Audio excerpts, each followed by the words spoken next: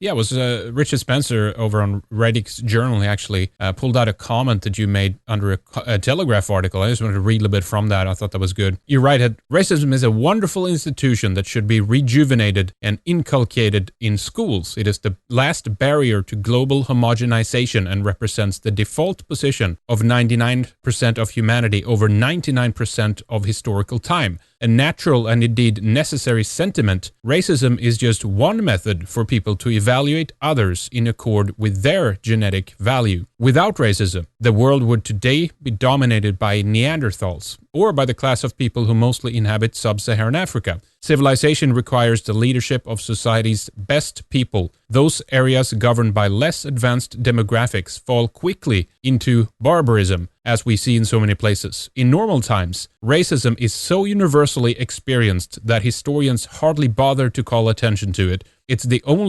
only in diseased and perverted eras like our own that elites rail against this ineradicable and precious human attribute. And you go on to say, hate, too, is a necessary and valuable component of life, and anyone devoid of hate, I've never known such a person, isn't living a complete life. It's a good passage. Do you want to tell us a bit more about that? I don't know if you remember the comment, by the way. I do, yeah, I remember it, and I stick by it. I tried to say in one paragraph what I believe. Also, I wanted to say in one paragraph what I thought liberals might find to be most offensive. I'm always trying to find some way to verbalize ideas that progressives will hate. And I do get a good deal of hatred from them, which I welcome and revel in. I wish I could get more. If you know of any way I can increase the hatred that I can receive from liberals, please let me know what it is so that I can engage in it. And it will make them identify with that emotion that they deny to others, right?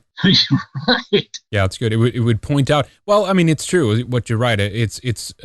We're trying to create a society, a world, well, at least only in the Western world, because that seems to be the main priorities where these kinds of ideas are enforced. But, to hold out very normal human emotions, natural states, processes of our psyche, which has been there both for reasons of survival, but also to make determinations about our world and our surrounding. And it's just something that never is going to work, in my opinion. What do you think? Well, what the left seems to want is to create a frictionless world without conflict, in which everyone will gather together and hold hands, sing folk songs together, go down to the beach and have a clam bake. In a world like that, people would die of boredom within 10 minutes. It would be a hell on earth. Conflict is what makes the world go around.